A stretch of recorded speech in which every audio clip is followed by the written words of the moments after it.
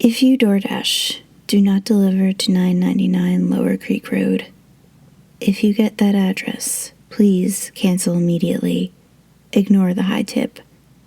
It's not worth it. I haven't been Doordashing long. I think it's been about 2 months since I started. And now, I'm writing this submission from the trunk of my car.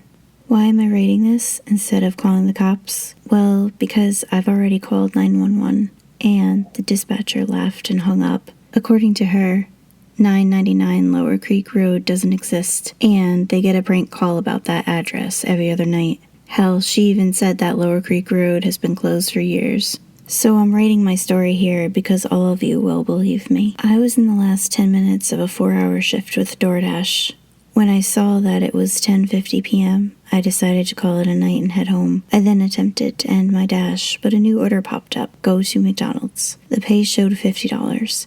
The pay is usually $10 at the highest. I couldn't say no. I was already close to McDonald's and it didn't take long to get there. Once inside, the cashier informed me that there wasn't a DoorDash order with that number I had. I looked at the items ordered and it was just ice water and nothing else.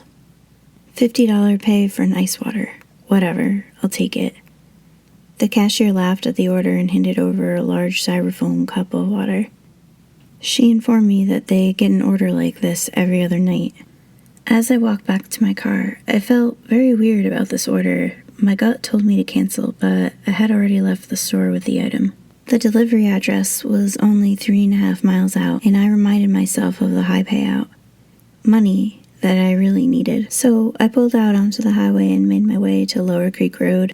In no time, the GPS had me on a heavily wooded dirt road. It was very curvy and hard to navigate in the dark. My paranoia had me seeing things out of the corner of my eyes. I pressed on. After what felt like an eternity, the GPS said aloud, "Turn left onto Lower Creek Road in a 1/4 mile." Once at the road, there wasn't any road sign, but I made the left anyway.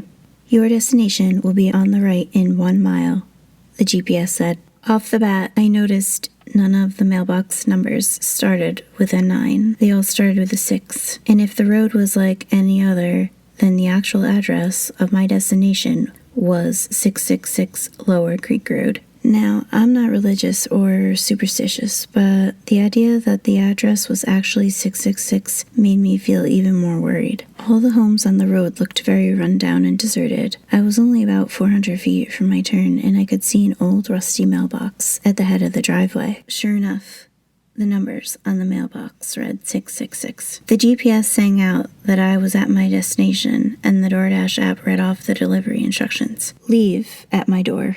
Do not disturb." Those words chilled me. Usually the directions were simple, "leave at door" or "hand to customer." I slowly pulled down the driveway, which was fully surrounded by thick undergrowth and large trees. The little dirt road finally gave way to an opening. There was no house in the clearing. Sitting right in the middle of the opening were what seemed to be 3 men. They were sitting on the lawn chairs in a semicircle.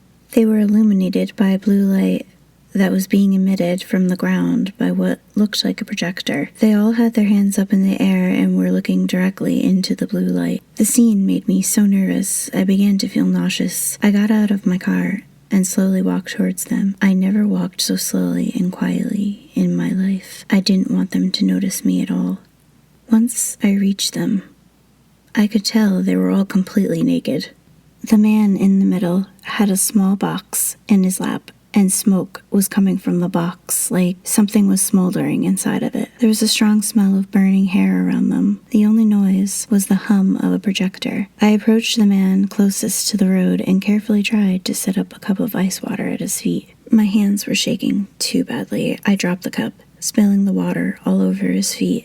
None of them had any reaction. I promptly stood up and walked back to the car as fast as I could. My heart was beating out of my chest. When I got within 5 feet of my car, I looked back towards the men. Only one of them remained in his seat. The other 2 were gone. For a moment, everything felt still, and then the man's head snapped in my direction. He stood immediately and started sprinting towards me. I turned quickly to get in my car, but what I saw stopped me completely. The other two men were sitting in the driver and passenger seats, both of them staring forward. I heard the man's footsteps closing in from behind me, and before I could react, he tackled me headfirst into my car. The impact was so violent, I immediately felt blood running down my face. As I pleaded, the man dragged me back to the lawn chairs. He threw me down in the middle chair and dumped whatever was burning in the small box over my head. The embers burned my scalp. I began to scream as the other men grabbed my face and forced me to stare into the light. My eyes began to get very heavy, and I couldn't keep them from closing. When they opened, I was no longer in the middle of the woods at night. It was now daylight. I was now high in the mountain and seated in front of a massive opening in the side of a mountain. Carvings were all around the outside of the opening. The carvings depicted faces with their mouths agape. The men were seated beside me. All three hummed in unison. The opening gave way to a large pit that seemed to be forever deep. A large gust of wind pushed out from within the mountain before the air was sucked back into the opening forcefully. It was like the mountain was breathing. Each exhale pushed me away. Each inhale pulled me closer and closer to the pit. My eyes widened as I realized it wasn't the mountain breathing, but that something very large down the inside the mountain was the source of the air. Something very massive. Something very alive. Just the thought of the unidentified being made me want to scream out in madness. My fixation on the abyss was broken by a buzzing and vibration in my pocket. My phone was ringing.